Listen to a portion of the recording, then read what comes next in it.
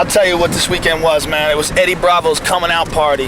I always knew you were a bad motherfucker, dude. And everybody knew you were a bad motherfucker, but there's a little thing that has to happen in your life. There has to be a culmination point where all your hard work comes to like one point of focus, one great moment in time, and that great moment in time was here. And a lot of people, they get dwarfed by that moment. That moment comes up, man, and they just can't perform. They just freak out. They just have all this anxiety. They have all these nerves. They can't believe it's really happening, but not you, dude. You showed that you're a fucking champion. You showed you are, in fact, a bad motherfucker. You're a very unusual human being, the rarest of the rare, a guy who figures it all out, the guy who goes against convention, invents his own shit, does everything that everybody says you're not supposed to do, smokes weed, does whatever he wants, lives a crazy life, living your own fucking life, and figured out interesting ways to get around problems in jiu-jitsu. You created your own shit, and you did it to a guy who's the son of the inventor of Brazilian Jiu-Jitsu, the most successful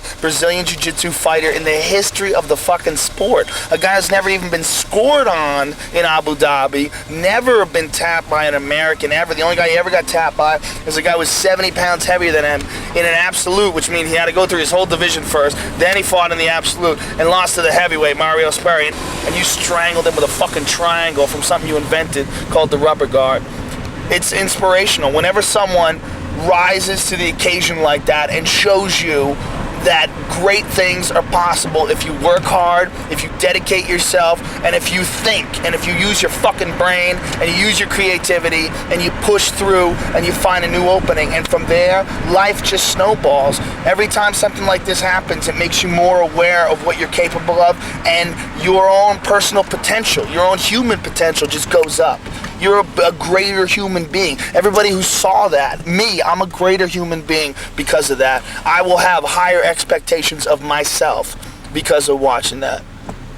We were all blown away. I cried. I've never cried. I've never been happy and cried in my entire 35 years of life. I've never done that, but I cried. I cried like 3 times. I was blown away. It was the happiest I've ever been. When you tapped Hoyler, that's the happiest I've ever been in my whole life. I've never had that feeling. You know, I mean, I've accomplished some pretty crazy shit. I've done some pretty wild shit in my life, but it was all different kinds of feelings. It was all, to me, everything that I ever did is like, I knew I could do that. I just had to do it, you know? It made me feel great, but I knew I could do it. I just had to do it. When you did that, it was mind-boggling. It was, that kind of happiness, I've never felt that before. It was like a new level. It was like we broke through the clouds. It's fantastic, man. Greatest weekend of my life.